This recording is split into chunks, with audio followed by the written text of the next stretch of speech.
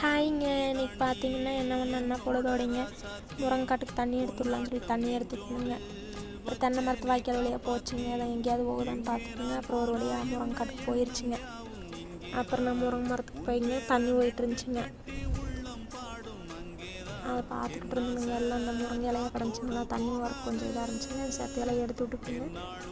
நான் மரத்தையெல்லாம் பார்த்துட்டு இருந்தேங்க. இதை காயத்தில் என்னமோ நாளைக்கு இது பொறிப்போம் அப்படின்ட்டு பார்த்தனுங்க. காயெல்லாம் எதுவும் இல்லைங்க. ஏதோ ஒரு குட்டைக்கு 2 காய் 4 காய் தாங்க இருந்துச்சு. அப்புறம் நான் அப்படியே பைய தண்ணி எடுத்து விட்டுட்டுங்க தண்ணி கட்டிக்கிட்டு இருந்தேனுங்க. அப்புறம் பார்த்திங்கன்னா அந்த செத்தையாக இருக்கிறங்காட்டி தண்ணி போச்சா போகலையானே தெரியலைங்க மூளை மரத்துக்குலாம். அதையும் போய் உள்ளே போய் பார்த்துக்கிட்டு இருந்தேனுங்க. அப்படியே பார்த்துட்டுங்க. அப்புறம் தண்ணியெல்லாம் பாஞ்சிருச்சுங்க. அப்புறம் நேரமாகிடுச்சுங்க. அப்புறம் பொழுதானங்காட்டி வீட்டுக்கு வந்துட்டேனுங்க நான்.